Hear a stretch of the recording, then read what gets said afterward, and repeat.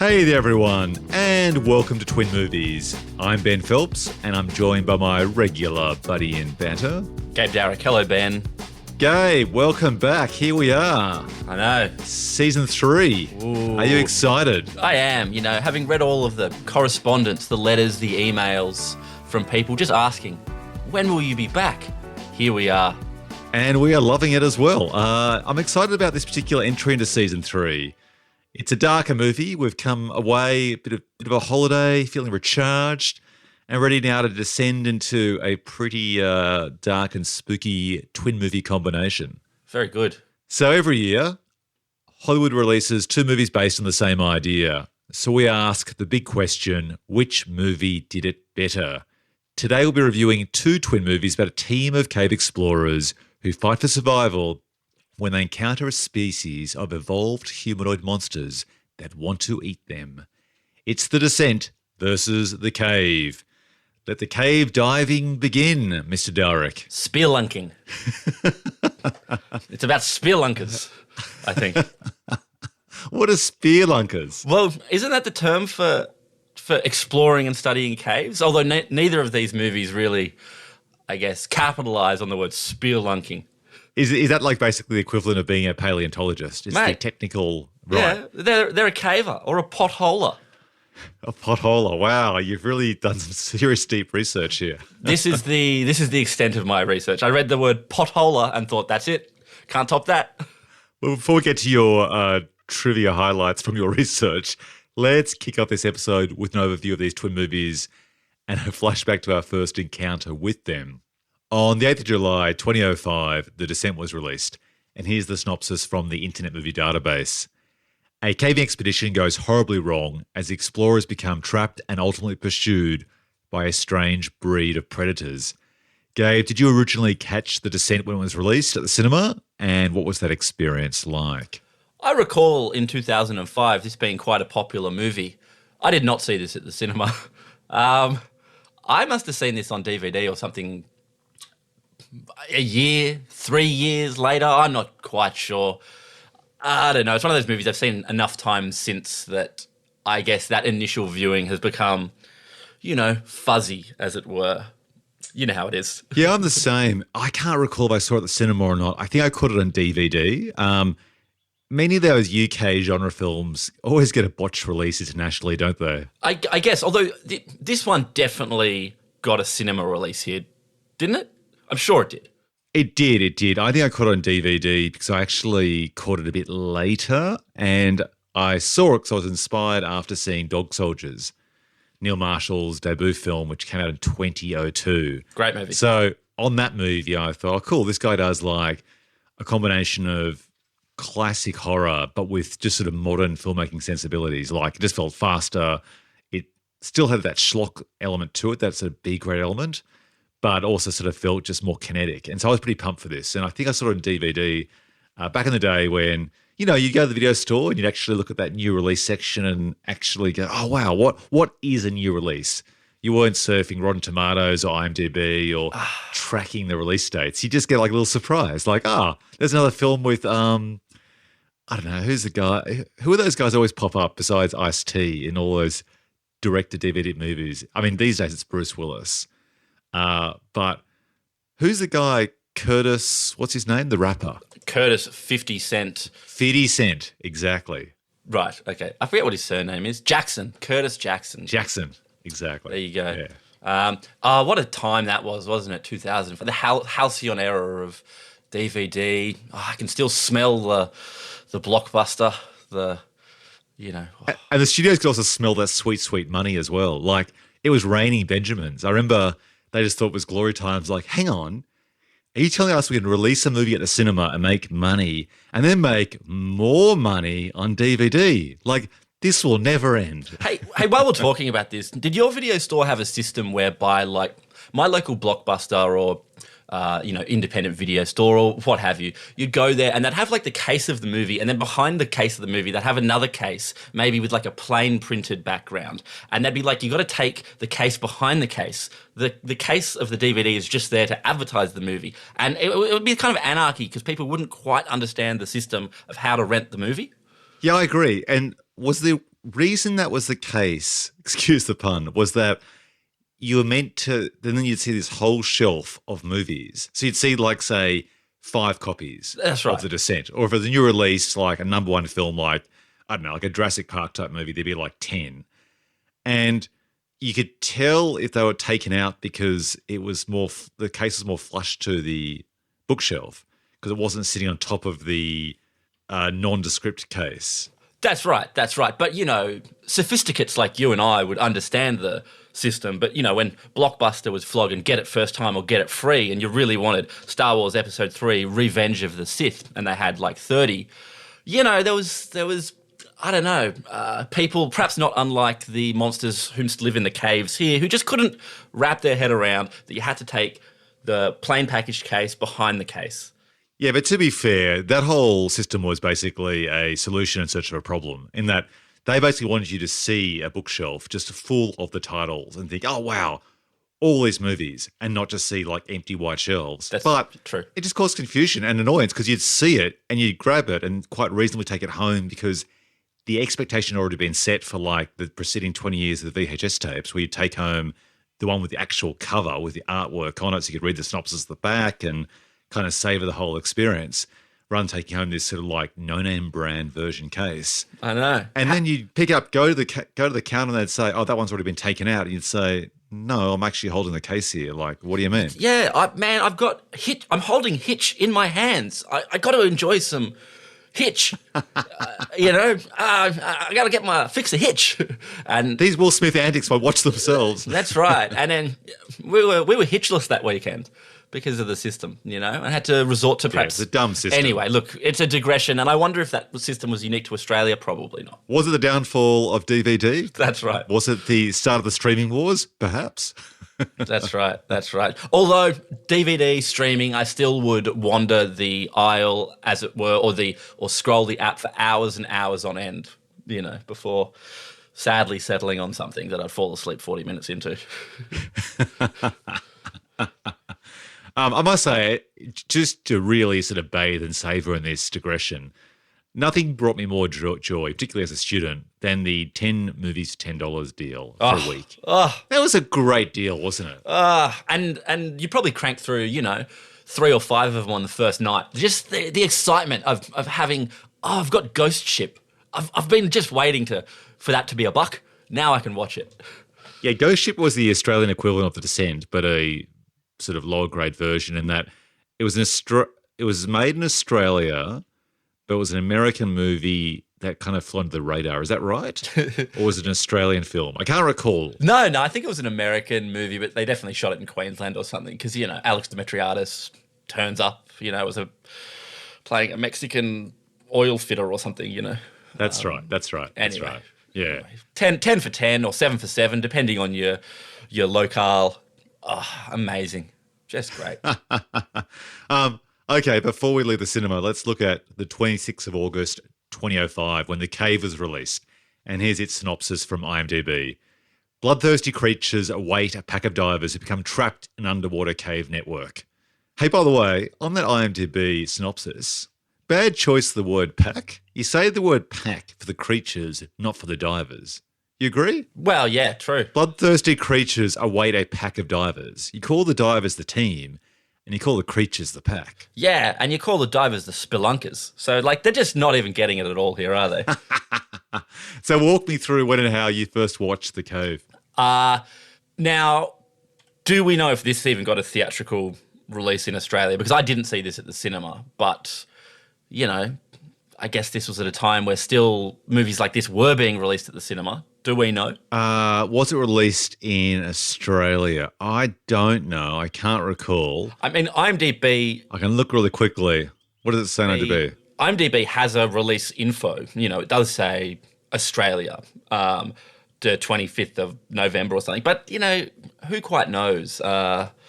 Anyway, I can't recall this film being made in Australia, which is unusual because normally you always become aware in the film industry of an American film being shot in Australia. I can't even recall any talk or rumours or rumblings of it being made in Australia. And I didn't even know it existed, yet alone released at the cinema until you told me. I had no idea. Oh, really? Yeah. Oh, wow. Okay.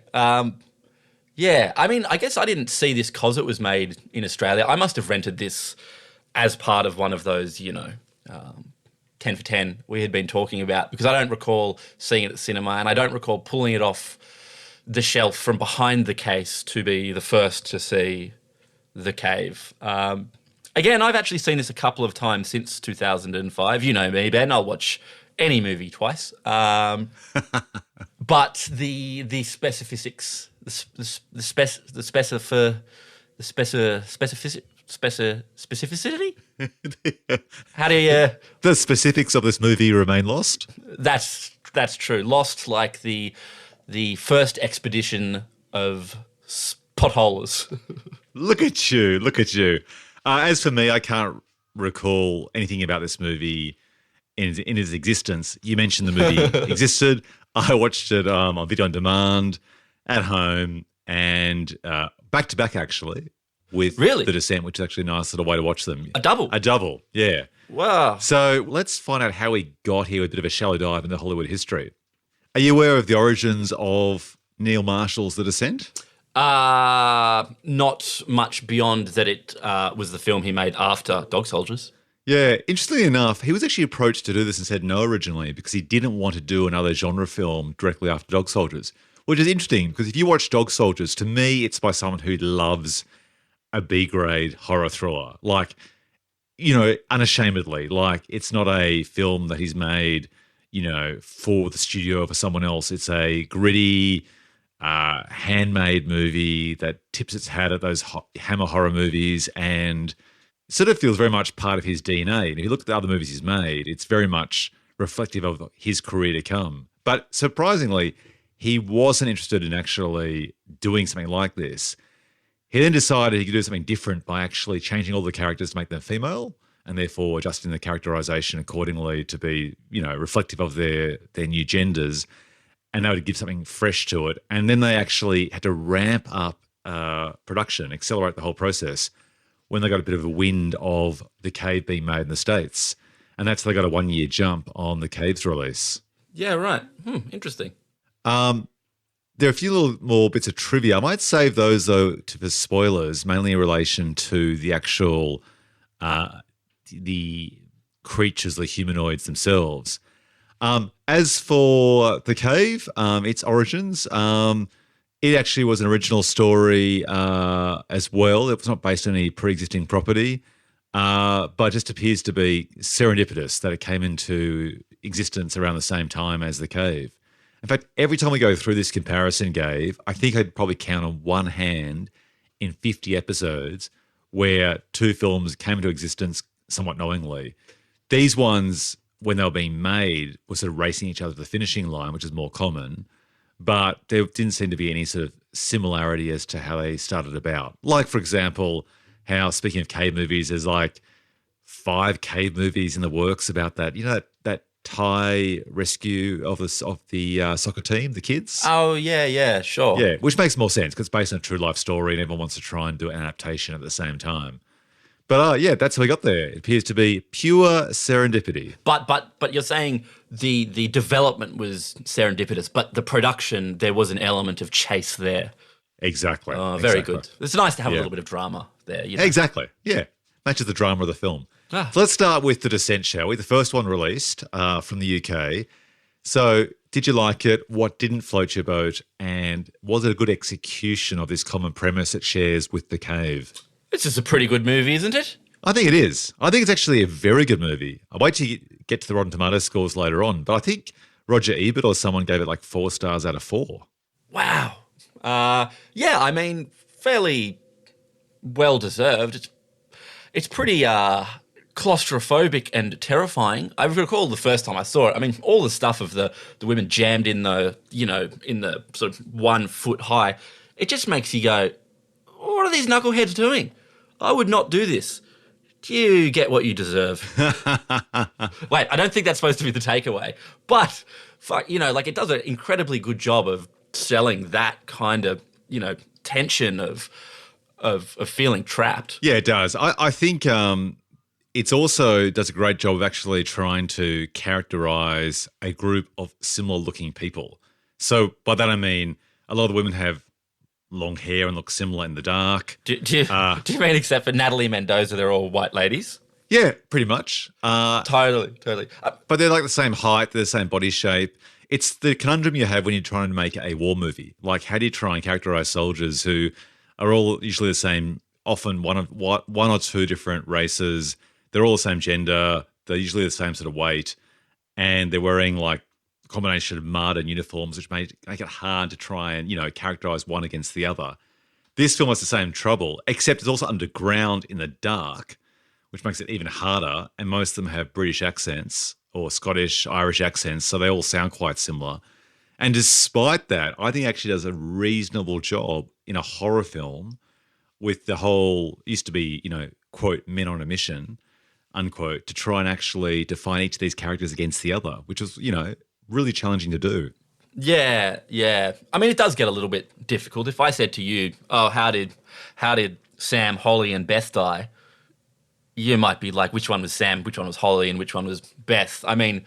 Oh, don't get me wrong. I can't tell you which three characters are which out of those six characters.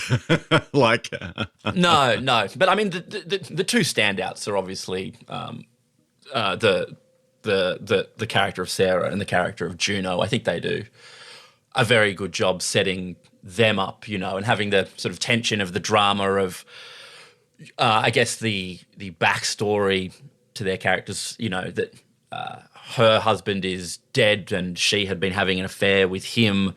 It's nice. It's good. And it has that great opening where the metal, the metal, what do you call those?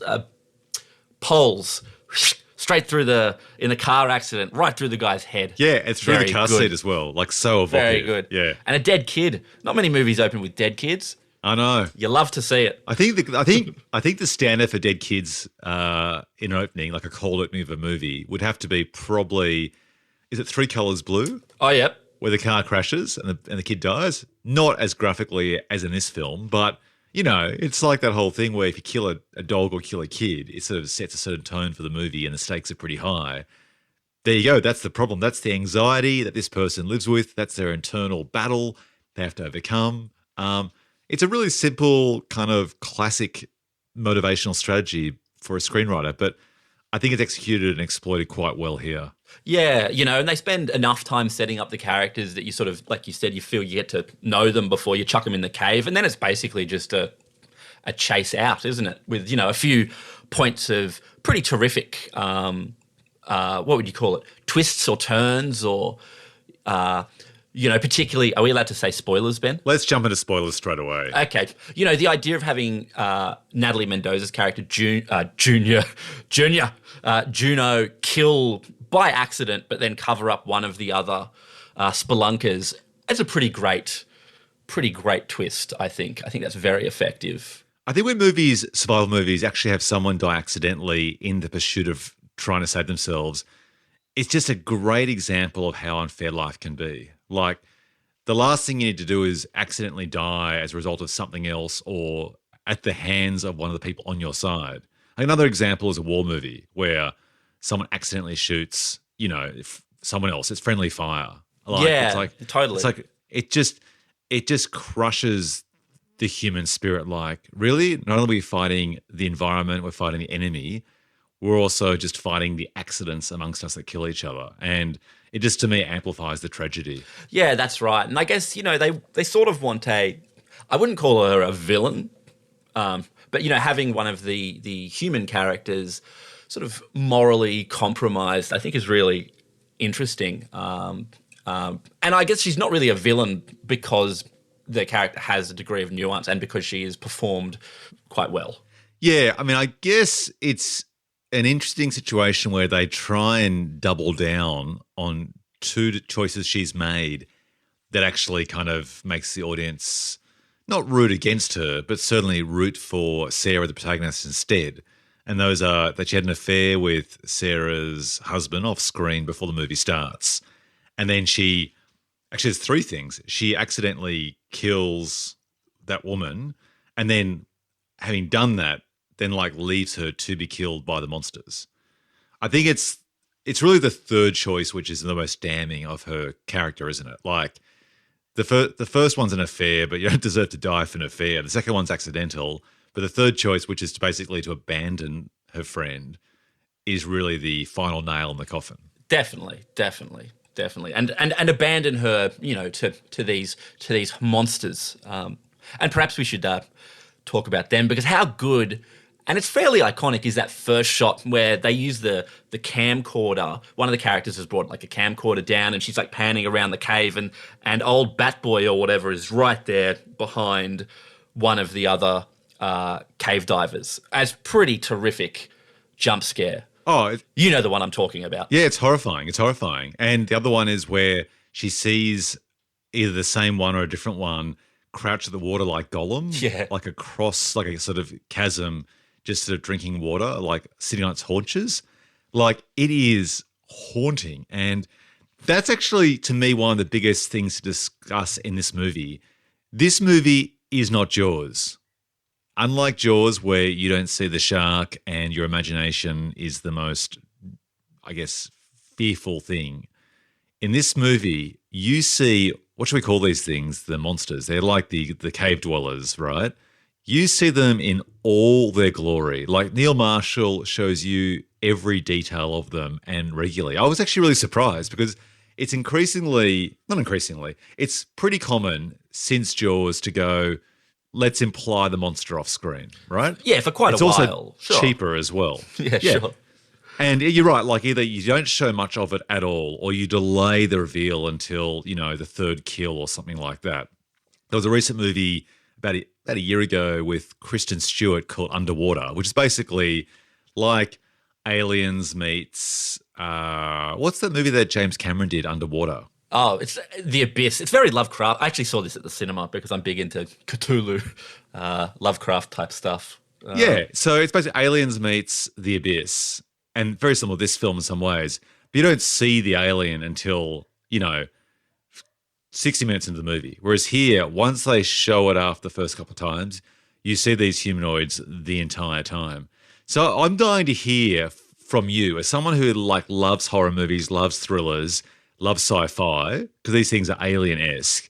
What did you think of Neil Marshall's decision to really just sort of pull back the camera and show these things in all their glory? Like, you see their legs, their arms, you see them in full shots. I think you see them taking a shit. Do you? Yeah, don't they hide at one point in the toilet, the crawler's toilet? Was that a toilet? Yeah, I think they fall in there. Maybe, look, I think it works. I mean, look, it's a good movie, so the decision is obviously justified. I mean, they can be a little bit obscured by the dark, but the design of them is also great. So I think, you can be confident with that. And it's interesting, when we talk about the cave, I think, we can do a little compare and contrast with the choices around the design of these monsters. But I think they've picked a really great look for the creatures in this. Yeah, I think the look is a look that makes you fluctuate between asking the question, are they humans who have evolved, or are they some other species entirely that has humanoid features, like an ape, for example, or are they even an alien? And I mean, doesn't in the mythology of the film, they explain that they have evolved from... I can't recall. I didn't think so. I think one of the characters might make the point that they have evolved to essentially be blind, but have great sonar abilities, very bat-like. But I don't think they actually suggest they've evolved from humans. Well, it's interesting. Whereas in the cave, we'll get to, there's a closer link between... Yeah, that's right. ...previous explorers and so on. And both of these movies hit that almost identical beat of getting down there, feeling like the cave had never been explored before, and then finding some, old-timey potholing equipment. We're just going to potholing in the, oldie days. So with that potholing, was your interpretation of The Descent that these humanoids were once cave explorers who have evolved? No, because no one evolves into Batman in 130 years, Yeah, exactly. To me, this almost caveman level evolution, over thousands of years. Yeah. That's right. That's right. And yeah, I can't recall. I think someone might say that. I mean, maybe they're just spitballing. Like, how else would these cave persons have got down here? Yeah, exactly. These cave monsters, I think the real giveaway as to their origins was when you had the reveal of the baby humanoid, the baby cave dweller, and the female cave dweller. Because up to that point, you kind of look at them as just being gender neutral. Like they've got like a shaved head. They could be kind of masculine, but they could be anything basically. But once you see the female cave dweller with like long hair that looks close to a female, and the baby one, you go, oh, okay. So there's different genders and they're breeding like a family. And that's when I think you realize, oh, okay, these are basically humans who have evolved over centuries underground. Yeah. I can't remember if it's in the end of this one or the beginning of the sequel. They sort of start, expanding on the mythology as it was and having some sort of local yeehaw farmer, some guy who's been feeding them this whole time, which is kind of a bit stupid, Doesn't that kind of undermine the entire start of the movie where basically it appears they actually drag, deers and stuff from the surface underground? That's right. And instead it's just hillbilly chucking meals down there. But can I ask you a question about the factual accuracy of this mythology? So, are you because I'm a potholer? They live underground, right? These humanoids, but they come to the surface to eat. That doesn't make sense. Like, if they came to the surface to eat, where therefore they'd be weak, shouldn't they just live on the surface? Like, if you evolve to actually become blind and stuff, that would infer that there's a food source or a benefit to being underground. Well, I mean, the Morlocks live underground, but they still come up to eat the Eloi. Like, well, I'm questioning that mythology as well. Okay, well, I don't know what to tell you. Yes, that's a fair point, but perhaps some of these deer just blunder into the hole, and maybe most of the time they just eat crickets. Okay, here, I'll answer my own question. It's like killer whales that actually risk dying by beaching themselves to attack a seal and try and attack, or a penguin, because it's easier or better for them to try and snatch a penguin or a seal off the beach than actually in the deep water where they live. There you go. There you answer my own question. The orca answer, sure. Now, I'm dying to hear what you think about the ending, because this film has two endings, the US ending and the UK ending, which is the original ending. Yeah. Do you want to describe to our podcast listeners the difference between them, and then what you think is the better ending and what that says about the story reflectively? So the the version I have, which is the Australian Blu-ray release, ends with the main character, Sarah. She gets out, she crawls out of the cave, gets back to her car, she drives away, she pulls over, spews, she leans back into her car, and then she's startled, she's scared by the ghost of Juno sitting in the passenger seat. And clearly a ghost, because she's driven about 100 kilometers an hour for like 5 minutes. So, oh yeah. Like she's not there. Then she wakes up and she's in the cave, revealing the escape was just a dream. Then she has a vision of her daughters having like a little blowing out candles of a birthday cake. The camera pulls back and reveals, she's still stuck at the bottom of this big stinking cave, and there's no way out. The US version just ends, I believe, when she gets startled by Juno, implying that she escaped from the cave, but perhaps will be haunted by the experience forever. So basically the US version is less of a Debbie Downer. Yeah, and I have to say here, I think the US one is better.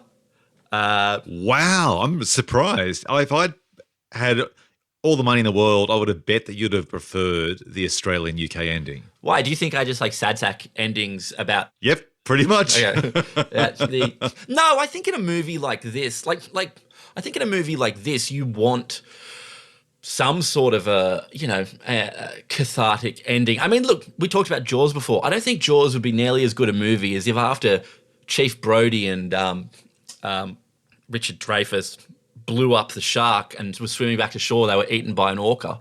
you know. Yeah, I agree. Or you revealed they were so far out to sea that they're just going to have to now listlessly drown together. You know, you go, that's a bit shit. So, and I guess I don't like the US version more just so it sets up more opportunity for sequel or whatever, because I think the sequel uses the US ending as the sort of jumping off point. But I don't know. Why? Which do you like more, Ben? Do you? Well, I think the difference between Jaws and, say, this film is that Schneider's character and the rest of the crew haven't, like, lost their family already. Like, imagine if Jaws started where basically Roy Schneider's wife was attacked and killed by Jaws, right? And then the whole film continues as it is, and of course he survives. That's already more of a downer of a film than the current version of Jaws. This film, The Descent, starts with her losing her daughter and her husband in a horrific accident. Not just like a plane exploding, but like, you know, it's pretty gruesome, right? It's a car accident with a plane exploding. You know, they're not killed instantly. It's not exactly. It's right. It's a very, you know, evocative kind of gruesome death. Right, they're basically speared by a metal pole through their heads or their chests in a car accident. So they die, and they die horrifically. Right. So whatever way this film goes, her life has already been screwed, and then they set this to be basically a cathartic way of her to find herself and be independent and strong. That was the intention of the original cave trip, but as it turns out, she almost dies and loses all of her friends, and also basically benefits by discovering herself and feeling more confident. But at the end of this movie, you know, she's still in a shit place where she's lost her daughter, husband, and 5 best friends. Yeah. And basically will be scarred for life, and no one will believe her because... Of course they could believe her. She could drive him back. Oh, yeah, true. Just, you know. Yeah. Anyway, her life is screwed. So the UK ending is like a downer on a downer on a downer sandwich. And I also often don't mind those, but I think we should also say it's quite clear she's going to die at the end of the UK version, because what she thinks is she's imagining basically a birthday cake and her daughter, and then as the light kind of like slowly goes out, it becomes apparent she's actually looking at the wooden torch she's holding, and you hear all the sounds of these cave dwellers coming towards her. So implicitly she's going to die. I think that's pretty clear in the UK version. Oh, yeah.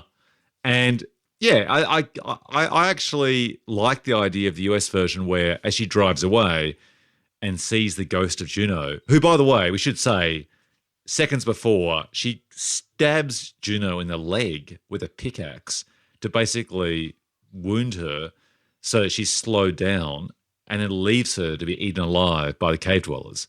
So there's an act of revenge and sort of heartlessness at the end. I'm not saying it's unjustified, but she'll now be haunted by that action. And whether she sees Juno or not, she's going to be morally haunted for the rest of her life. And I kind of like that as well, because she loses, but she wins. Yeah. And that's, to me, always the best ending for a movie. Whereas in the UK version, she just loses. And to me, that's a little bit less complex. That's right. And doesn't make her reflect on her moral choices. That's right. That's right. I totally agree. And I guess depending on whether you watch the sequel or not, you know, you might find that Juno as well has not, in fact, perished here and comes back for a little bit of redemption. Oh, I didn't know that. Oh, interesting. Have you seen part 2? No. Have you? Yeah. I've like I said, I bought Spoil it for our audience. The Blu-ray double, the double feature. So is Juno back as a ghost? No, she's survived down there. They go back.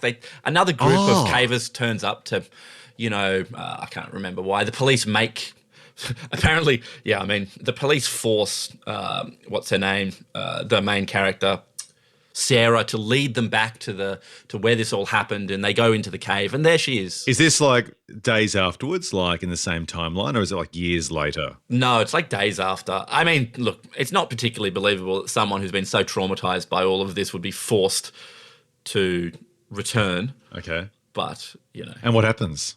Is Juno's down there? Juno's alive? Yeah, Juno turns up, saves some of them, and then I think does some sort of noble sacrifice. I can't exactly remember because my memory of the sequel is a bit fuzzier because I've seen it less times, but, you know. Okay. All right. Was there anything that didn't work compared to The Cave? Did The Cave do anything better? I mean, we can jump to that review in a sec, but was there anything that you thought, besides the ending of The Descent, just didn't quite hit the nail on the head? You know what's kind of interesting about this movie? In my naivety of seeing it in like 2005, I guess I assumed they filmed it in a real cave. And I was like, man, that must have been terrifying for everyone. But we're like, what a dumbbell. Of course they just built sets. I actually thought they filmed a real cave as well, only because it looks so good. I've seen Hollywood movies like Cliffhanger. Yeah, totally. That classic film from '93, which uses practical sets and whatever. The rocks look like absolute cardboard. It looks horrendous, like foam and cardboard.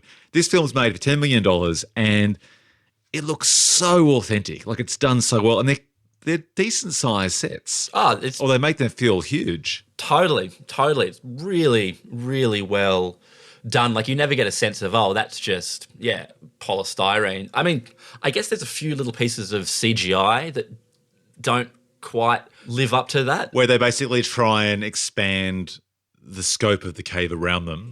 Yeah. There's some bats that come flying out of like a bat hole that, I guess don't sell quite as well as just that practical set stuff. I don't know.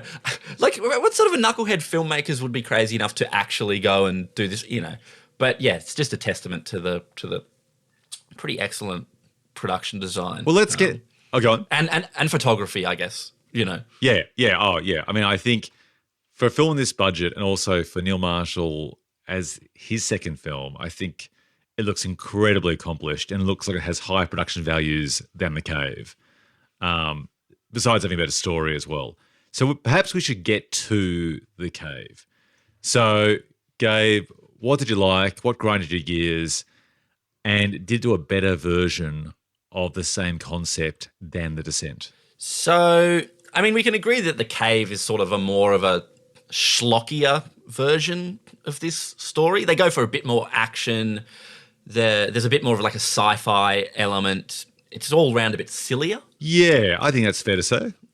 So I guess one of the key differences, and this is actually a point that I quite like a lot, is that Cole Hauser, hell yeah, as character of Jack McAllister, he gets kind of infected by the monsters.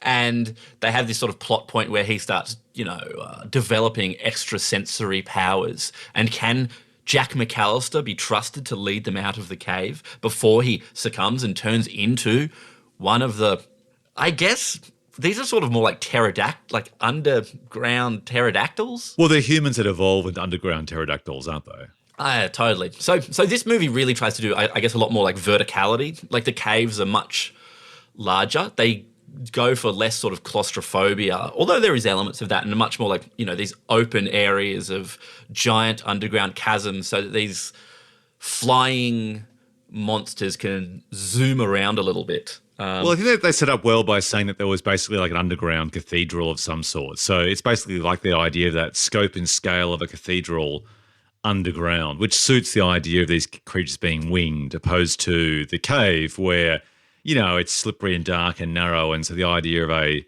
sort of slimy little white humanoid slinking around kind of suits that environment more, whereas they're given a production design that suits the character of these monsters better in this movie. Yeah. Doesn't make sense, but... That's right.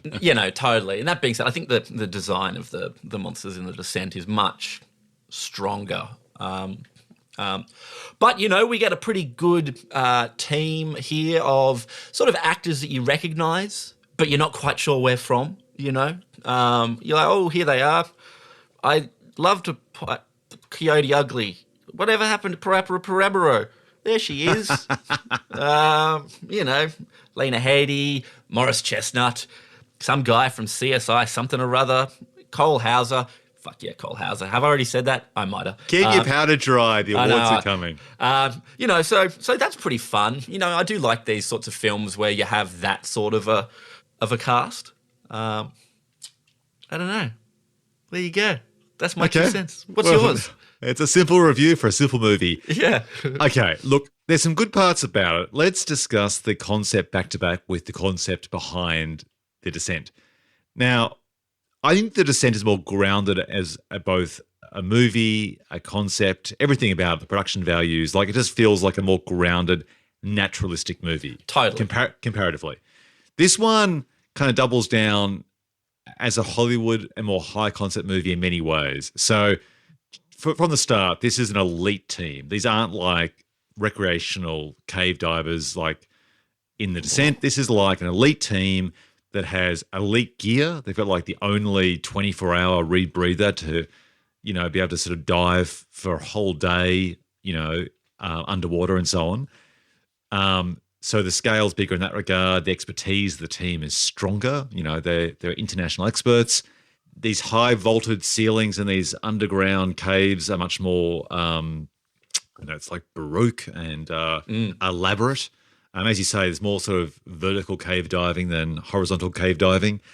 So everything just feels a little bit grander. I like the concept of the infection. Like, that's worked well in lots of movies. Like, I'm thinking of that film that came out, Life, which was tagged as a bit of an alien ripoff. It was the one which has Jake Gyllenhaal, I think, and Ryan Reynolds, where those guys discover some alien life form in space and it kind of grows and so on. And it's a common trope of sci-fi where the alien becomes the human or infects them. I think The Thing is the most obvious example. I mean, that's the all-time classic, right? Version, right? I mean, apart from things like Body Snatchers and stuff like that, but yeah, The Thing, obviously. And so the whole setup where they sort of tease these little alien-esque creatures, which you think are the aliens, but then becomes apparent that they're actually other life forms that have been infected by this bacteria or whatever it is, or this virus, and sort of mutated. And the idea that the original cave dwellers back in the day, or the original priests or whatever, became infected and then evolved into these life forms. That's a pretty cool idea. That's a cool idea. I think at the start of the film, you see one of the explorers with a tattoo, and then you see one of the aliens with the same tattoo. And that sort of like is the clue that, right, these are actually evolved humans. And I like that idea because when you've got monsters that have evolved from humans, it makes it a bit more ambiguous as to when you kill them, what you're actually killing, because obviously they become infected against their own will. So you're essentially murdering a human, albeit a human that's mutated. Well, yes, but hold on. It's not like this movie sets up that perhaps there is a cure for these wretched souls, Well, that's where I'm going. That's, to me, would have been a good version of the movie where basically you make it more of a moral conundrum, because you kind of have that with Cole Hauser's character where he becomes infected. And so there's this sort of tension that they need to take advantage of his new evolving skills, right, to get out of the cave, in that he can kind of sense the monsters and his own senses are being heightened, which will help them escape the cave. So it's that ticking time bomb. They want to use him to get out of the cave before he turns. I mean, actually, the most obvious reference we've left out here is, of course, your favorite genre, zombie movies. Yes. You want to hold on to someone for as long as you can, but if you don't kill them or abandon them soon enough, you'll die yourself. Sure. So that's a cool idea. So taking that sort of zombie ticking clock conundrum's great. And then Cole Hauser himself has that conundrum where he wants to help them enough, but his own awareness as to who he is will reach a point where he becomes more alien than human and may turn on them. So I like that. I just don't think they do enough with that. And I thought it would be really cool if the aliens down there weren't humans from 100 years ago, who they've got no connection to, but are perhaps imagine it was his dad. Imagine his dad went missing, doing cave diving 20 years ago. Right. And they've got to go back to this place, which means he's going to have an option to try and overcome the trauma of the past vicariously that his father went through, but also internally for himself. But then also he encounters his dad and then has this conundrum of, do I put my dad out of his misery by killing him? Like that would have been some sort of moral conundrum which would have been more interesting to me than this group of strangers from 100 years ago that have now converted to being alien-esque creatures. Yeah, I think you're right, and perhaps we should actually hold that idea for a sequel pitch, some sort of cave dad. Genius. Cave dad, I like it. Thing. But yeah, you're right. Cole Hauser gets infected quite early. And it's interesting as he gets like superhuman powers, but it's not like he infects anyone else or they're struggling to find a cure or kind of anything like that. And something that The Thing does so exceptionally well is the tension around who has been infected. You don't really get that here. Not that, this is a different story to that, but yeah, it feels like there's a couple of ways they could have gone and instead just go for Jack McAllister is the best there is, but now he's also double best there is because he's superhuman and can hear good. They give him a brother to try and make it tense as to, I guess to give him someone who believes in him when the rest of the team starts sort of like doubting him. But I don't think they set up their connection as brothers at the start to be strong enough to have that pay off in any way. No, that's right. I can't actually remember this, Ben, and it's a little embarrassing. Why are they going down into the cave in the first place in this one? I can't even remember. It's not a rescue, is it? I don't think so. No. Is it just for science? It's just for science.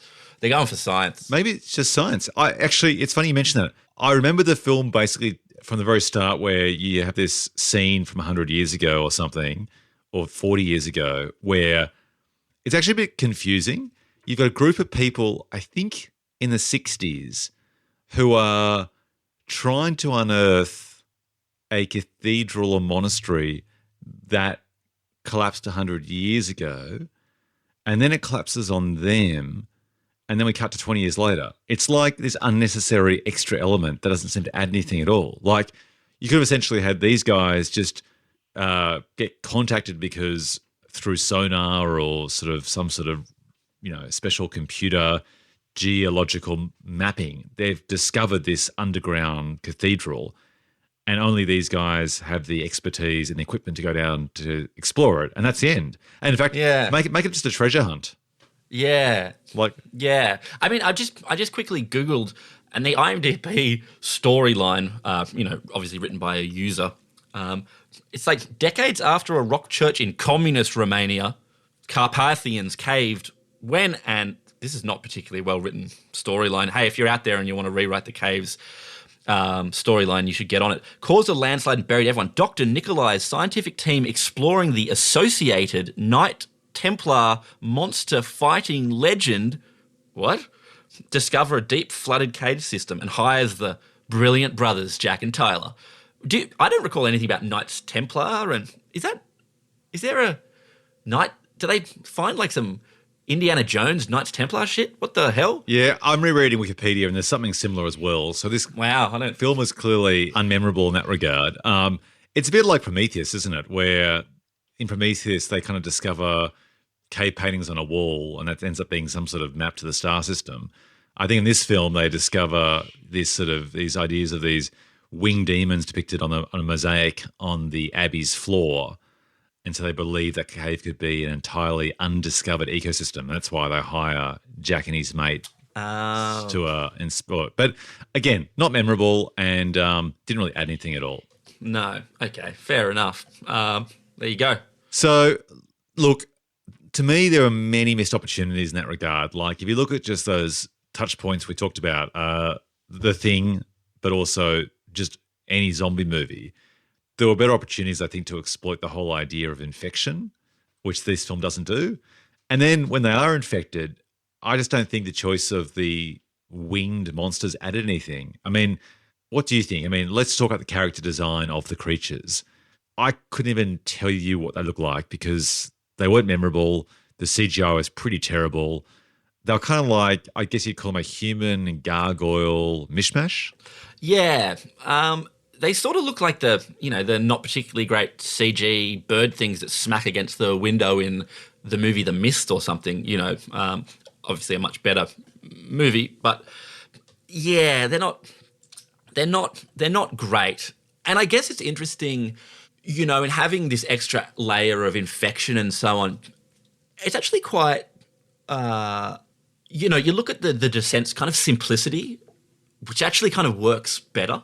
That here, and also that multi-tiered monster thing that you talked about, that's kind of like, what is this? What is this? And as I Google pictures of the monsters in this movie, they're more like Cloverfield-esque or something like that.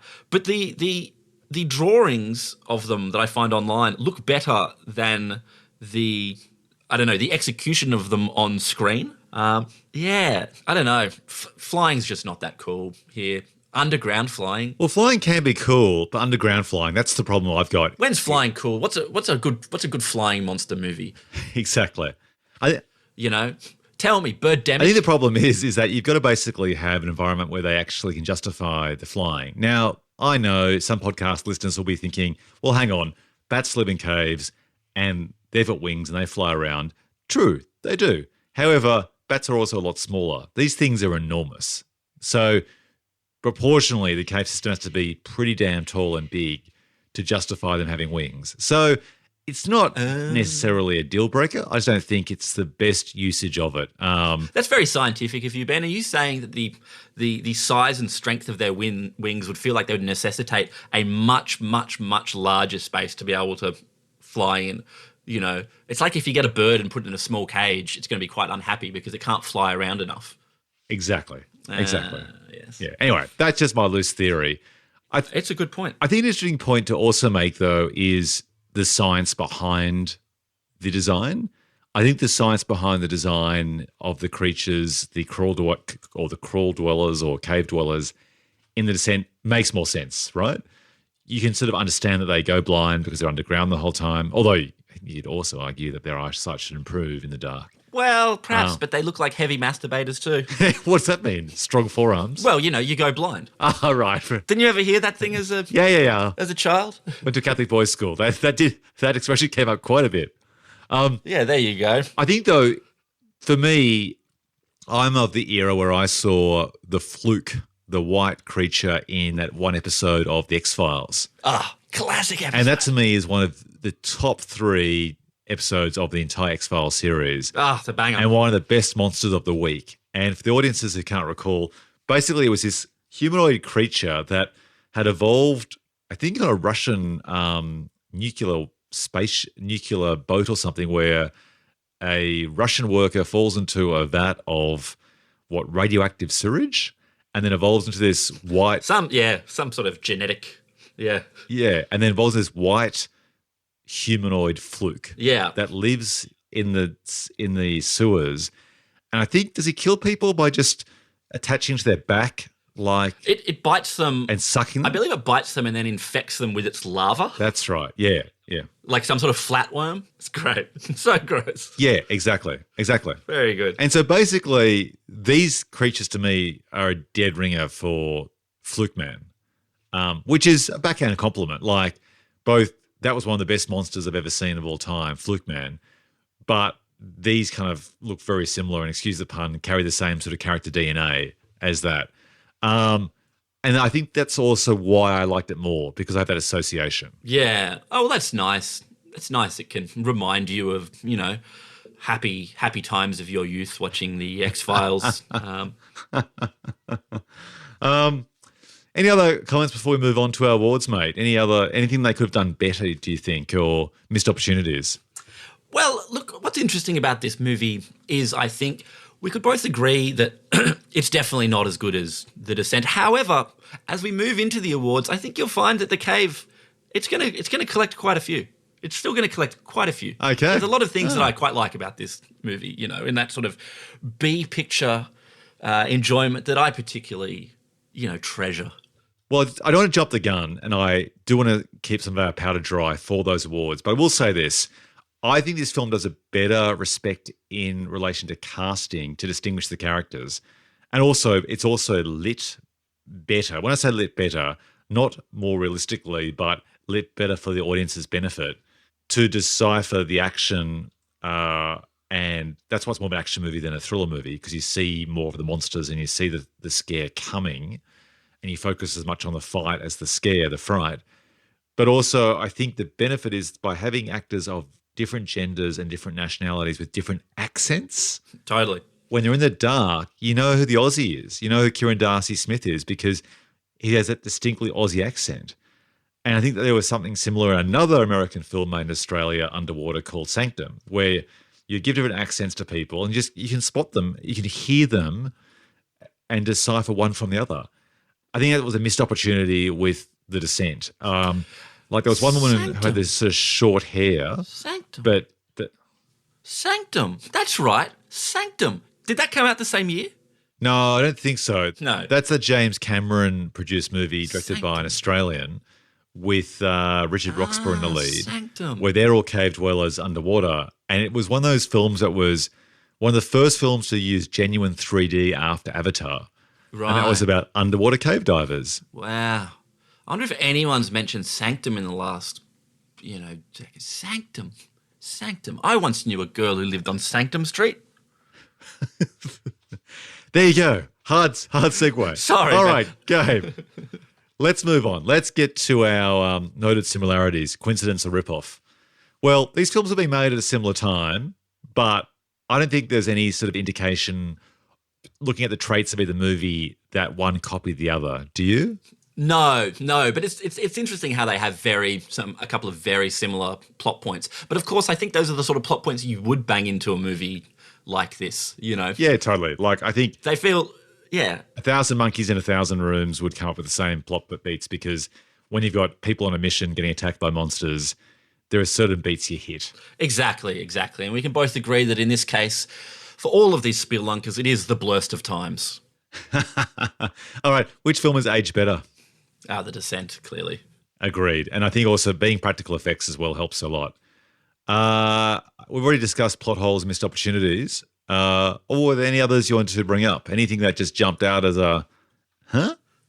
Well, I mean, I think if you want to, just nitpick things, it seems weird that something like The Cave, they didn't find this underneath like a Knights Templar Romanian church earlier. Like in The Descent, they go out of their way to say this is an undiscovered cave system, and Juno lies to them and takes them to a different one and all this kind of stuff. Whereas in The Cave, I don't know, I just kind of feel like if they had built this, ancient Romanian church, someone would have figured out that there's like a trapdoor. Well, I think, though, it's set up that basically everything collapsed in on itself, so it sealed it off. That's why. Yeah. I guess. Okay, maybe I was fetching a Pepsi from the fridge when they explained that. All right, let's jump to trivia, a bit of the behind the scenes.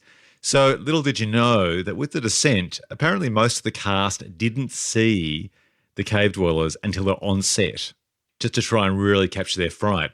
And Natalie Mendoza? Oh, yes. She mentioned that she basically wet her pants, both laughing and crying when she first saw them, because they saw them actually appear on set in a lit set. So it was very much in the spirit of the scene.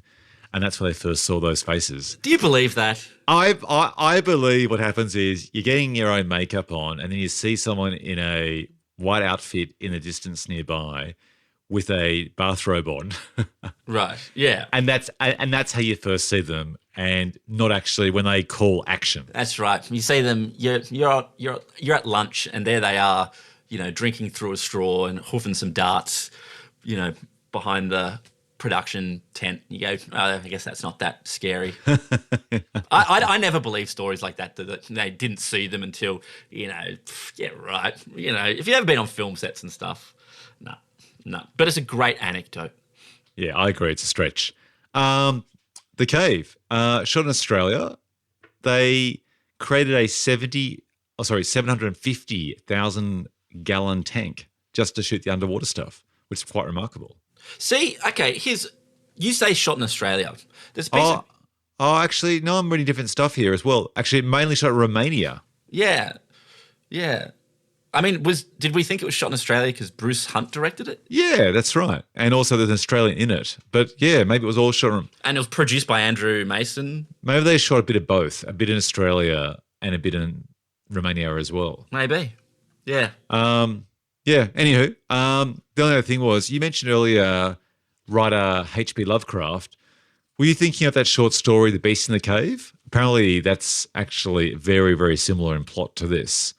So it might have been the inspiration. Oh, okay. I wasn't, but good. And one last bit of trivia. Let's start with The Descent. Apparently the production name during the filming was Chicks with Picks. Very good. Very good. Actually, also one more thing. Neil Marshall wanted all of the villainous crawlers to actually be professional actors rather than stuntmen or dancers, to try and infuse them with more character, so that the way they moved, the way they looked, the way they reacted was from the way that an actor would react rather than someone just going through the motions. Right. You want to really dive deep into their backstories and understand that, Trauma of childhood divorce. Yeah. That's right. Okay, let's do casting what it shoulda couldas. Look, these films are both pretty small films, and so it doesn't appear that there were any sort of like surprises where people dropped out or whatever. So it looks like pretty much they got who they could get, particularly The Descent. That was a really low budget movie. So no particular news there. But when it comes to Spot the Aussie, we've got one. Gabe. Well, in front of the camera on The Cave, is that what we're talking about? And actually in front and behind. Yeah. Well, yeah, I mean, you mentioned Kieran Darcy Smith. It's so funny when you see movies like this and there's an Australian, particularly when they're playing very Australian, Well, actually, he usually plays in most films very Australian. Like, Oh, yeah. Laconic personality, the accent, a bit scruffy and scrappy. Yeah. That lays it on thick. Very thick, very thick. And of course, you've got Bruce Hunt, the director, as well behind the camera. He's Australian. Yeah, totally. I think I said Andrew Mason was a producer. I think Ross Emery, I think the cinematographer, was Australian. I bet there's a whole bunch of them, Yeah, perhaps a bit of Australian financing kicked in at some point, which explains all those connections, or maybe shooting a bit of it, in Australia. That's right. Let's jump to Big Trouble in Little Production. Look, it looks like both films were reasonably seamless productions. Nothing kind of went too pear-shaped. There weren't any accidents. No one died. And I think they were shot on sets. So it was all pretty safe as houses. Although when it comes to marketing, methodology, madness, and missteps, did you hear what happened with The Descent's release? No, what happened? Well, the film was sort of like really trying to focus on fear, but one of those bombings occurred in the underground, their subway-esque train stations underground around the same time. And so the whole idea of people being trapped underground and being scared shitless wasn't actually a really good marketing pitch at the time. And so they changed their entire marketing pitch at the time to focus less on the tunnels and the fear to avoid sort of drawing any analogy with the underground trap situation of those victims, which is why they said their box office was a bit impacted. And might explain actually the quite distinctive poster redesign, which we'll get to in a second as a result. Oh, okay. Interesting. Which terrorist attack was that one? Like, was there some sort of big one in 2005? Yeah, it was those London bombings that occurred. Do you remember a few happened at the same time all over the place? They were a series of coordinated Islamic suicide attacks. Yeah, right. And there was like one on a bus and there was one in the train station. Oh, yeah, of course. Fuck, yeah right. They're like three that all occurred. 7-7 or whatever the... 7. Yeah. 7-7, yeah. So right. a tragedy, for all those people, but also just really crappy timing. It's like when people had films that were due to be released on September the 11th, 2001, just one of those things. Donnie Darko, I'm looking at you. Yeah, and I think it was that film by Gregor Jordan, the Australian director, Buffalo Soldiers. Similar situation. Yeah. Okay, let's jump to the box office. Which movie do you think was the box office champ, Gabe? Well, this is interesting because I'm sure The Descent, but I kind of feel like The Descent also really grew in popularity off the back of its DVD release. But you tell me. Yeah, I was surprised because a lot of these UK genre films I tend to really enjoy, but they just get like a really small release and become a bit of a cult following on View on Demand or Blu-ray or DVD. The Descent was made for a budget of £3.5 million, which equates to about 10 million American dollars. It made $57.1 million internationally, which is pretty amazing. That breakdown was 26 million in the States plus 31 internationally for the worldwide total of 57 million, which I think is pretty amazing for, a film which has all female protagonists with British accents. Those films, unfortunately, are often prejudiced against in the international market, particularly by American audiences. So that's a great score. Whereas The Cave, SpaghettiOs. So that film cost a lot more to make. It cost 30 million, 3 times as much. It did 15 million domestically in the States, plus 18 million internationally for a worldwide total of 33 million. Wow, it's really interesting that it had almost or more than triple the budget of The Descent. Because I would say, it's not all there on screen. It doesn't look. I'd say it's CGI creatures. I reckon they spent all their money so. on that. And some sort of like CGI artwork extension to make those big caves feel quite expansive underground. Yeah, I guess so. Eddie Cibrian don't come cheap. All right, let's jump to Rotten Tomatoes. Have a guess, Gabe. Which one impressed the critics and the fans? I mean, The Descent must have very good reviews, right? Surely. Yep, The Descent has 86% with the critics versus The Cave, a very lousy 12%. What? No, Yep. that's mean. That is mean. And audience really went for The Descent with 76%, but only gave The Cave 28%. I understand how Rotten Tomatoes works, and maybe The Cave just got tons and tons of 2.5 out of 5, putting it just in rotten territory. But I don't know. That seems unfairly low for what is quite a, it's not a bad time. It's not a bad time. Not a bad time. All right, let's go to the awards, mate. Let's start with Best Title. The Descent. Yeah, I agree.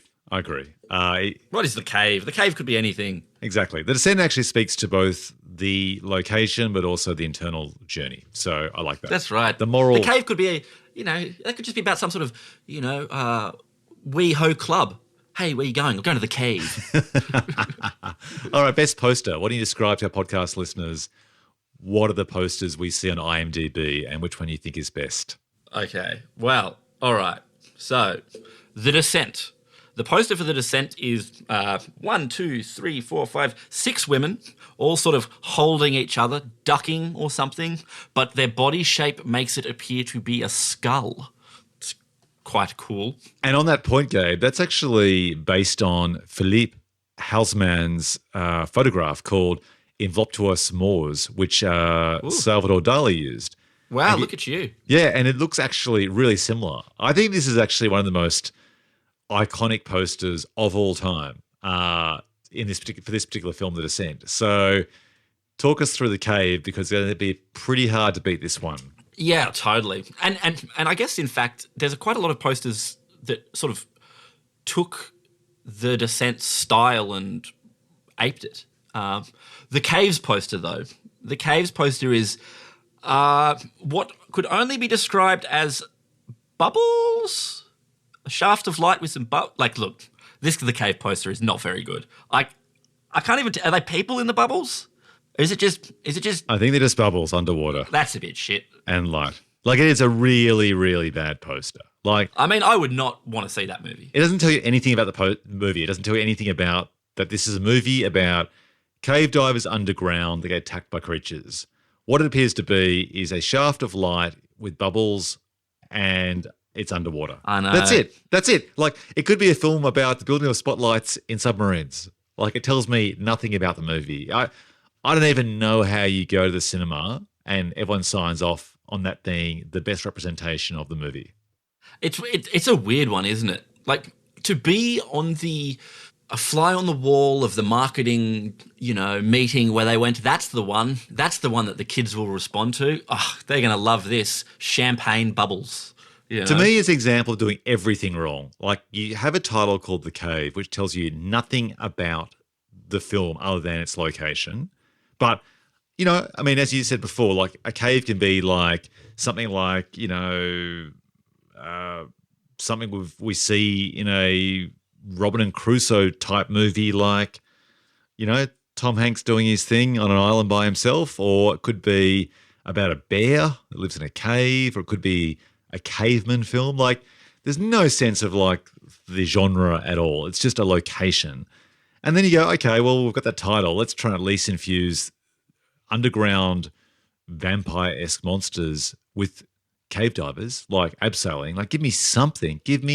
Yeah. I'm just so disappointed by it. So disappointed. Well, there are other posters, to be fair. As I click through, the IMDb posters, there's a much better one, which has like the cave divers atop a body of water and underneath a giant giant open mouth, monster mouth, a maw,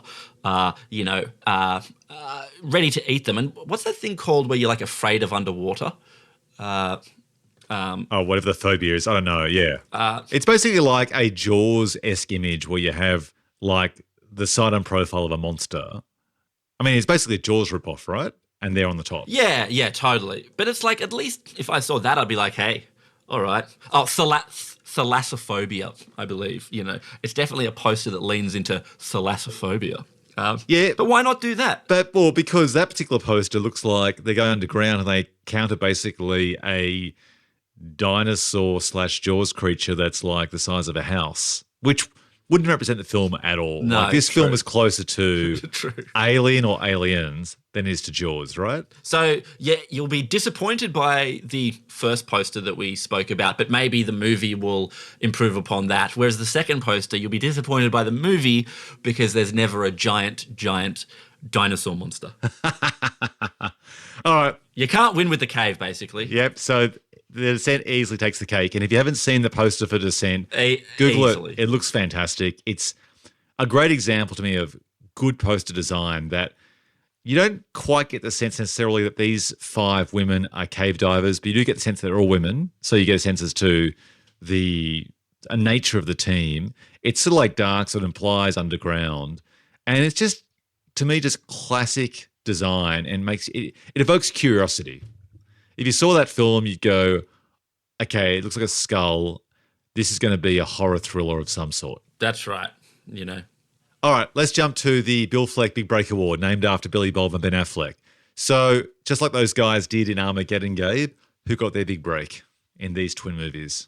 Well, here's the thing. Shauna McDonald, who played the character of Sarah in The Descent, and Natalie Mendoza, who played the character of Juno in The Descent. Why did they not, off the back of this, explode in popularity? Oh, look, you read my mind, and we'll say that for the award coming up, because these two films, I think, of all the movies we've done before in this podcast series, this is our 50th episode now, I don't think I've encountered 2 movies where so many people didn't take advantage of the opportunities from these films. Like The Descent, right? This, to me, was a film that made 5 times its budget around the world, and people have parlayed success like that, or much less success, into much more success than these actors have subsequently had. And obviously everyone has their own sort of stories behind the scenes as to why they choose not to pursue their careers. But yeah, I don't think anyone either took advantage of a big break or got a big break unfairly in The Descent besides Neil Marshall. Yeah, totally. And I mean, for the Cave, was anyone rocketed into stardom off this? I think they tried to do that for like Cole Hauser to make him a leading man. I think they tried with everyone, and unfortunately it didn't come off. I mean, Piper Perabo already had a career. Lena Headey from Game of Thrones was just doing sort of like steady work, playing Sarah Connor in the Terminator TV series and acting in a few British films. But I don't think this film helped her career. Daniel Day-Kim, here he had a career from Lost, I think at this stage, or maybe Lost was just taking off. So, yeah, I don't think anyone got a big break at all. Yep. All right. Let's jump to the Before They Were Famous award, otherwise known as Blink and You'll Miss Them. So The Descent. Again? Well, it's hard. Yeah. Yep, another. The Cave. I mean, like you said, everyone sort of was chugging along. It's got one of those like, pretty solid B-list casts. I guess for a casual viewer, you might watch this and go, "Wow, it's Cersei," and point at Lena. Yeah, Headey. Lena Headey gets it, I think, for that reason. Or you're a big Yellowstone fan, I guess, and you point at Cole Hauser. I'd say there are more Game of Thrones fans than there are Yellowstone fans. So hey, Yellowstone is the highest rating cable show at the moment, or something. I've heard that, and I actually do want to see it, but it's in that list with another 14,000 shows to see. But I have actually heard good things about it. But Ben, 13,999 of those shows don't have Uncle Kevin Costner in them. Oh, it truly is the golden age of television. All right, the Tommy Lee Jones Stiller Award, Gabe. Who did the most with a small or poorly written role? Well, how are we defining small role here? This is season 3. I'm a little rusty. I was never really on it anyway. Just can you just give me the like what is a small role here? Like, okay, a small role is a role that has a short duration on screen, right? Or a poorly written role could just simply be the main character who elevated what was on the page and made it better, right? So okay. It can be the lead, or it can be just a character who kind of ducks in. But, it takes a lot of attention because they're really good. Okay. Well, for The Descent, then, I'm going to say Natalie Mendoza. Yeah, I concur entirely. She's great. I think she walks a line between making you feel for her, but also root against her. And I think that's a lot to do with her performance, not just what she says and does on screen. How about The Cave? Look, I'm going to go with Cole Hauser. He has to play a guy turning into a Batwing Man monster, which is a very B, movie idea. And I think he does it pretty good. Yeah, okay. I was going between Cole and Lena Headey because I always just find her believable. Right, sure. Yeah, okay. I'll give it to Cole this time. Just this time. Okay, let's move on to the Mickey Rourke Award, which I hinted to before. So named in honor of the guy who squandered many an opportunity to kick on. So Gabe, who didn't take the most of their opportunities? Yeah, and look, to be fair, it's not like these people squandered it like, Mickey Rourke might have squandered it with drugs. Bad personal choices. That's right. Oh, that we know of. For all we know, Shauna McDonald is tent boxing somewhere while getting copious plastic surgery and, I don't know, mainlining crank. Don't know. Yeah. I just don't want to be unfair to these women. No, I agree. I think I'm actually just disappointed that Shauna McDonald didn't kick on. Natalie Mendoza had a few TV roles after this but didn't really do much either. So when I dug deep into their IMDb filmographies, I just was surprised how little content some of them were doing. Like the woman playing Holly, Nora Jane Noon. I mean, she was fantastic and looks like she's just doing short films at the moment. So unfortunately didn't kick on. How about In the Cave?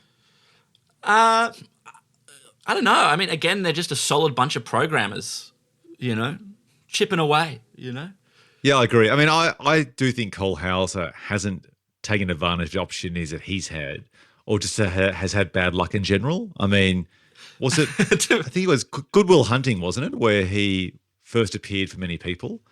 And if you look at the... To be fair, he turns up in enough stuff that my missus is very sick of me pointing at the screen and going, that's Cole Hauser, whenever he turns up on something.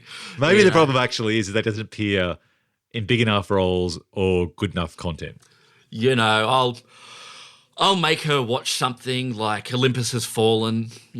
She wanted to watch some better, classier movie. Oh, no, let's rewatch it. And there he is. And I'll point and go, that's Cole Hauser. She go. All right. Well, then, does he get it? Well, he gets it. He gets it. My wife does not get it. All right. Okay. The winner Chicken Dinner Award. Who came out on top and was it their career high? Neil Marshall. Yeah, Neil Marshall, I agree. Anyone in The Descent? Neil Marshall. Neil Marshall. Clearly, Neil Marshall. Oh, actually, can I go back for a sec? We never do this, but I feel like we have to. We left off an obvious person for the Mickey Rourke Award who didn't take advantage of the opportunities. The director, Aussie director. Oh, Bruce Hunt. Very interesting IMDb filmography. Drops off the radar pretty much after this film, having done second and third unit on Matrix films and so on, and other sort of US films shot in Australia. It appears he has a career now pretty much doing TV commercials as a director. But he directed some massive ads, I believe, back in the day. So would you say he didn't take advantage of his opportunities? Because people have made films worse than The Cave, but got ahead just because they showed competence in being able to direct a variety of actors with action and special effects on a big budget. Yes. So I reckon actually, unfortunately, Bruce might get it. Okay. Well, there you go. All right. This is a bit like that whole moment with Twilight and La La Land. Yeah. Okay. The award's been relitigated. Okay, let's go to the Best Dialogue Award. So I've got a great line here from The Descent. Quote, "This gear is 100 years old. If someone had made it out, they would have named it," referring to the cave system. I thought it was great. I thought it was just a really succinct way to explain how entirely screwed they were. Right. Did you have any quotes burnt into your memory from the movie The Cave, though? No. By the way, there was one more from The Descent I liked, which was, "I'm an English teacher, not fucking Tomb Raider." Should have said not Lara Croft, but yeah, I get it. No, nothing in the cave at all. I saw one line which they had in IMDb, which was when Charlie says, "They fly, they freaking fly." It reminds me of that line you see, I think it's in Solo, which was one of those Star Wars prequels they made about Han Solo's origins, where suddenly the stormtroopers sort of like fly with these turbo packs, and Han Solo says, "What, they fly now?" Which is kind of funny because they actually don't fly at any other stage at all. Yeah, that's right. They'll never fly again. Yeah. Maybe the Empire was just testing out the technology when Han Solo was a young man and realised that strapping stormtroopers, who don't seem to be the smartest, group of cannon fodder-esque, guards, was a bad idea. They just kept flying into each other, banging their heads on things, Well, Boba Fett died, or implicitly died, in Return of the Jedi when his little jetpack got screwed over and he kind of like went, whee, into the sand monster's stomach. Yeah. But somehow he's back and out and Temuera Morrison again and they're made a TV. I don't know. No one ever dies in the Marvel or Disney universe. Not really. No, so lame. So any other quotes from you? Or does the Descent get it just by being competent? Yeah, totally. All right, the Nicolas Cage Chewing the Scenery Award. Oh, I actually think everyone was pretty grounded in The Descent. No one really jumped out as really kind of, turning it to 11. What do you think? No. Look, I sort of, what's that SAG Ensemble Award? I sort of kind of give that to The Cave here. The poster's like a metaphor, isn't it? Yeah. Like everyone's together. They kind of are all equally They're all good. kind of hamming it a little bit, Morris Chestnut, he's given a bit of ham. Piper Parabaro, she's given a little bit of ham. Cole Hauser, as we've said, ham. Cole Hammer, To me, to me, it's Cole. I think Cole with Totally. with his burning eyes. I think Cole's doing Yeah. too much. So for me, Cole gets the Nicolas Cage Chewing the Scenery. They do that thing, spoiler, at the very end of this movie, The Cave.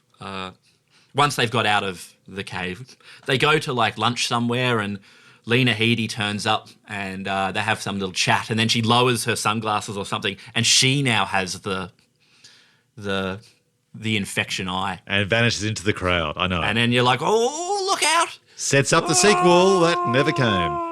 Yeah, it's like the end of Darkman, where she turns back and it's like, oh, he's Darkman. All right. So, yeah, they didn't really. Cole gets it then. Not until Okay. Cave Dad. Cave Dad. All right. The Taking a Paycheck Award, which speaks for itself.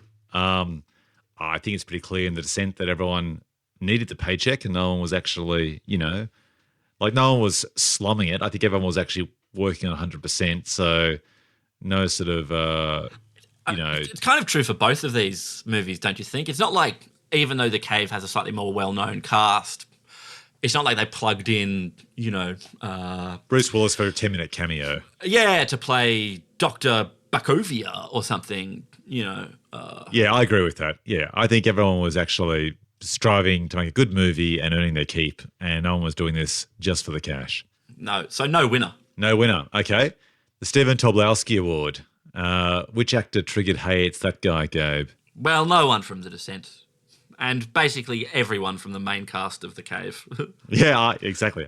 For me, it was always Piper Parabo and Lena... Parabo? Piper Parabo and Lena Headey. I'd say those two. But then, of course, in retrospect, you start seeing Daniel Kim from Lost, Cole Hauser, of course. Dude, Morris Chestnut from Boys in the Hood. Oh, yeah? From Anaconda 2. Nice. From Under Siege 2. Man, like... I've got to give it to Piper from Code Egley, because this came out only, 5 years after that? Okay, fair enough. I think she was going to be like, at the time, she was touted as the next Julia Roberts. Oh, right. Okay, the Delroy Lindo Award for great actors who aren't cast often enough. I would definitely say, for me, it'd be Natalie Mendoza from The Descent. How about you? Yeah, look, she probably deserves it for that role, but, like in The Cave, we have, I like it when Daniel Day Kim turns up in stuff. I always think he's pretty good value. He's always solid. Yeah, that's okay. Fair enough. All right, we'll give it to her then. Okay, just done. give it to her. The Memphis Reigns Award. Who had the most ludicrous name? A la Nick Cage from Gone in 60 Seconds. They're all... But they don't even give characters in The Descent like cool names with surnames, so it can't be any of them. No. Right. And if we go to The Cave... We got one here. Which one? We got one here. Okay, so Morris Chestnut's character is named Top Buchanan. Yeah, that's a great fucking name. That's definitely the winner. That's the winner. That's the winner. Maybe the existence of a Top Buchanan also indicates that there's a Bottom Buchanan. All right, Top gets it. Okay, the Memento Award. Name for moments you completely forgot about until you rewatched these movies. For me, with The Descent, I'd forgotten this awesome kind of like visual where you see her ascending out of the cave in a side-on profile. It's like looking at, like the cross-section of a cave where you see her climbing or sort of like clambering as quickly as possible over this mound of skeletons up this shaft of light to escape. To me, that looks spectacular. I'd actually forgotten that particular visual. How about you? Well, I was going to say something that I mentioned earlier, which is the crawlers using the toilet. But as I actually remember more clearly in my head, I think that's in part 2. So I can't recall it, so that explains right, there you go. why. So the moment that I forgot from this movie that I remembered, it turns out it's not in this movie. Does that count? No. So I think right. That just speaks to my adult brain. Sure. Unless you've got a winner from The Cave, The Descent's going to walk away with this award. Okay. Well, just keep walking. The Descent. You've earned it. All right, the Die Hard Award, named after the influence of Die Hard. So did any of these movies inspire a crop of clones? Well, I'd say they kind of are more in the tradition of movies like The Thing and zombie movies. So, it's just a bit of a riff on that. There was obviously a sequel to The Descent, but I don't see anyone remaking these films and slapping new titles on them, do you? No, Sanctum, as we mentioned, but that's not about there's no monsters in that, is there? I've never seen it, so I've got no idea. I think it's just basically about people running out of oxygen and getting lost. Right. Yeah. No, it doesn't feel like these were the monster part of this evolved monsters, monsters that affect your DNA. They didn't initiate that. No. Okay. All right, so no winners there. Now it's time, Gabe, for that time of the podcast. The Milk and the Speed Cow Dry Ward, named after the infamous sequel Speed 2, which took the high stakes of a runaway bus in a crowded city and relocated it to a sluggish cruise ship. All right, Gabe, let's imagine this. Let's say there's an opportunity to make a sequel to The Descent of the Cave, and they're both about a team of cave divers who fight for survival when they encounter a species of evolved humanoid monsters that want to eat them. So, first of all, which film do we make a sequel to? And what's our pitch to a studio executive to make it with an awareness that they've already made a sequel to The Descent? Right.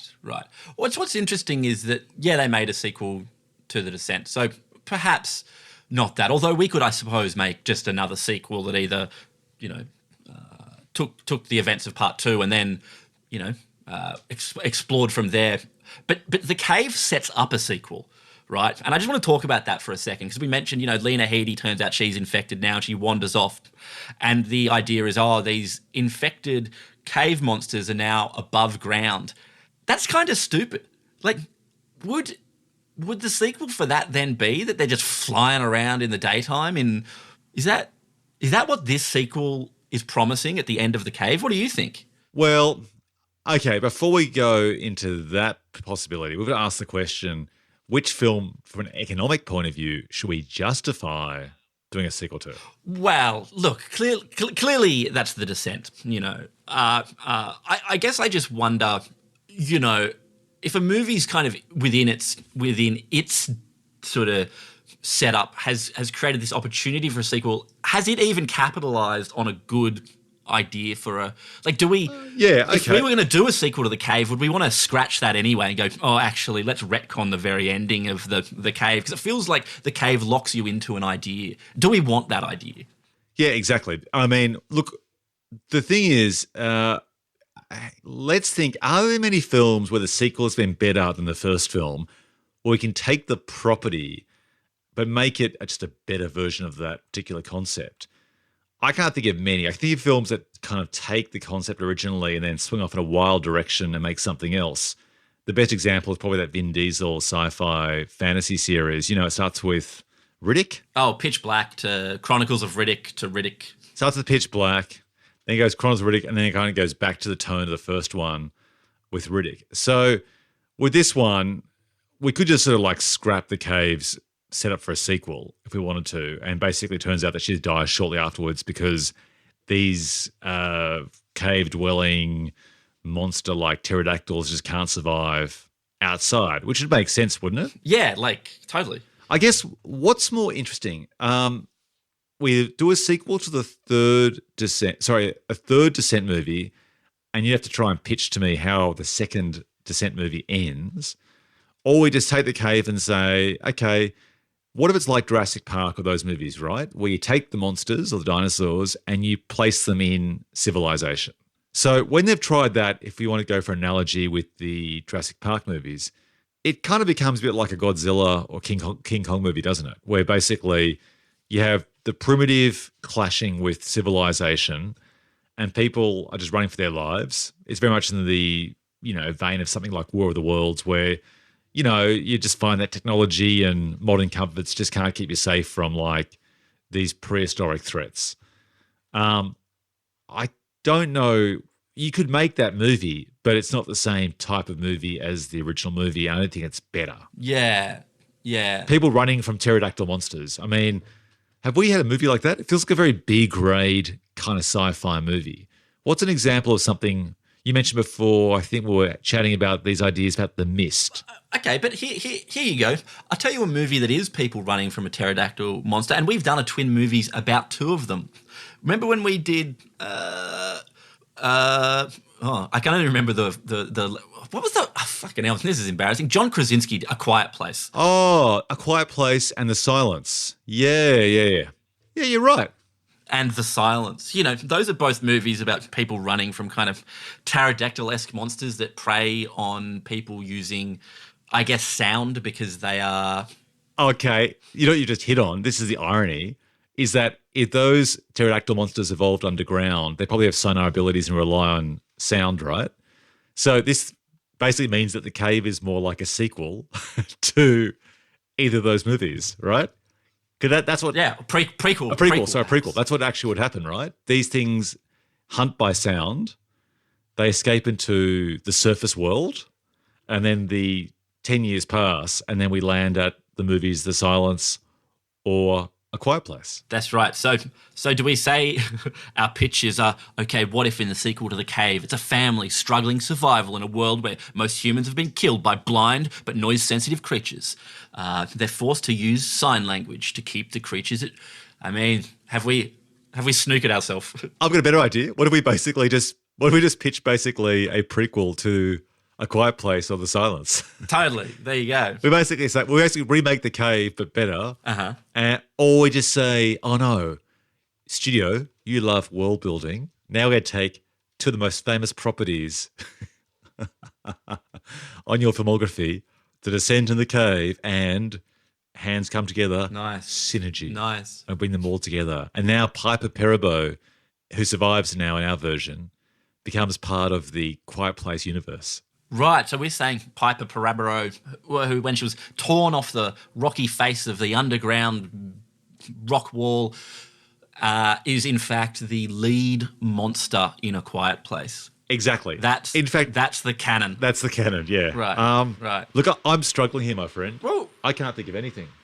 Well, what about your idea of Cave Dad? I think sometimes with these movies you do Aliens is the most obvious escalation of an idea where it's like in the cave they were semi-regular people and they weren't military. Like you could have some sort of thing where a bunch of much more technologically and trainologically. What's the term for people who are better trained? Anyway, they turn up in Romanian Knights Templar church to go fuck up these monsters, and Eddie Cibriano, whoever's like, don't go, and they're like, it's just another bug hunt, and then this, it's just bigger. I don't know. I'm not that hot for that. Okay, I've got it. Here we go. Are you ready? Okay, hit me. One of my favourite films, one of the most maligned films, even by the director himself, is Alien 3. Right. Cool thing Alien 3 does is it just basically does a hard pivot away from soldiers, guns, and totally space and tech to the reverse of that. Yeah. It's a monastery floating in space, right? Yeah, where you like none of the characters because they're all sex offenders. Yeah. Well, in fact, actually, it's a prison, but the original pitch was a monastery and the planet was made of wood. So the whole base. That's right. Yeah, do you remember that? Yeah, on the Vincent Ward's idea, I think, was, some low oxygen. Exactly. Director. Fuck, amazing. Exactly.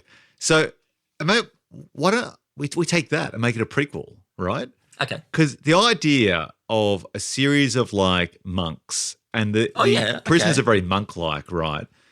And the idea that a series of it's like in the original kind of opening scene, the cold opening of the cave, we see this sort of monastery that kind of collapses where these explorers are looking through it, right? We go right back. Right. Okay? We're in a monastery and we start off with say, just a view of all these frescoes on the walls, right, in that time. And at the end of the movie, we're going to end with frescoes which actually depict these kind of, dragon-like creatures. And what our film is basically one of those films that explains this is how the mythology of these creatures came about from this one incident that happened in this monastery a long time ago. And much like how, dragons came about because people discovered dinosaur bones and sort of put two and two together and got five and had the idea of dragon mythology, right?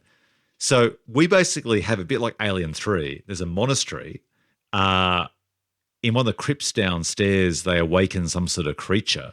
It takes over. The whole film becomes very much like Alien 3, where they're on the run, they're being sort of pulled apart, but they're using technology of the time, cauldrons of tar and flame and, homemade little kind of bombs and whatever to try and kill this one monster. And at the very end of the movie, perhaps the last monk standing either takes down the monastery and therefore kind of creates a tomb, and therefore you think the movie's over. As it transpires, the monster survives, and we realize the monster's actually one of the older monks that was down there and have died or whatever. And he passed the virus to that one surviving monk, and it kind of ends with this whole idea that these monks will evolve into these pterodactyl monsters and continue a civilization underground. I like it. There's not enough movies that do aliens or mutants versus technologically de-advanced civilizations. The tendency seems to always to be... You mean like our cowboys and aliens? I mean, except for... Yeah, I mean, but on paper, on paper, I'd watch the shit out of a movie where a predator turned up to fight cowboys, I actually agree. I agree with you 100%. To me, Aliens, Cowboys and Aliens was a missed opportunity. Yeah, that's right. The idea of using old tech to try and overcome this terrible monster was one of the best things about Alien 3. I loved it. Yeah.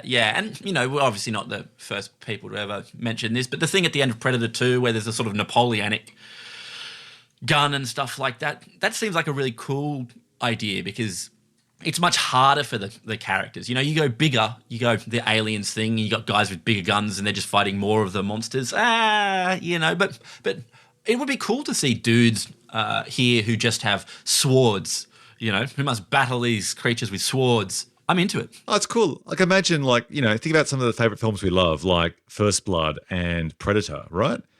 That's a case of just using a bit of sort of like handyman skills and, scouting skills and limited resources and, nearby branches and rocks as arrow blades and whatever to try and take down a fearsome force. This would be the same idea. But even cooler is that they're like monks. It's like In the Name of the Rose meets Predator. Right. Oh, nice. And that I love In the Name of the Rose, and I love Predator. And that's our pitch. That's our pitch. Mate, I am there for this. Wow. And that's got me moist. And that's how we make a sequel to The Cave. We need a title, though. What's our final walk-away title we're going to drop for this studio executive to get him to sign on the dotted line? The Cave, Awakening. Okay. Knights Templar, Cave, Knights, Night Cave, Night Cave. Night Cave, it's awesome. Yeah. Cave Knight, Knight of the Cave, Cave of the... Priest versus monsters. Priest Knight, Knight Priest. Last Confession. Ooh, that sounds like a kind of Shannon Tweed movie from, speaking of, the $7 for $7, R-rated, high-level sex scenes.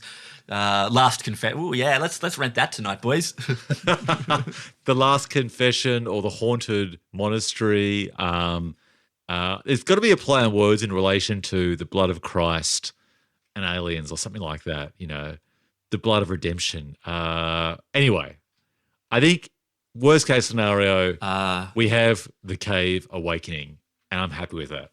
Yeah, sure. Cave Awakening. What are other words for cave? Cavern? Grotto? Grotto.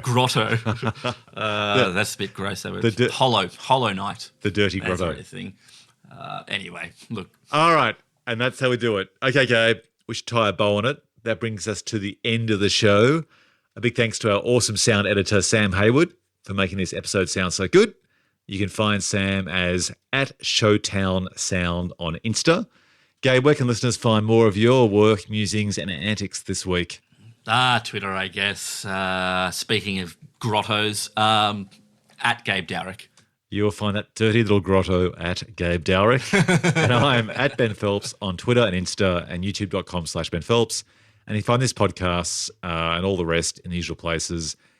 Thank you for listening, folks. Great to be back in the hot seat, Gabe. It's nice to be back. Never stop spelunking. I'm just loving it. The vocal cords are just twinkling. And I'm really looking forward to next week's ep, which will be a surprise. But let me just say this. We have, I think, another 100 potential episodes of Twin Movies left in the can should we keep going with this bad boy, because there are some amazing combos out there to come. So stand by. If you like this episode, if you like this series, please share it with your mates. Take care and stay tuned for another Twin Movies battle very soon. See you, Gabe. See you, Ben.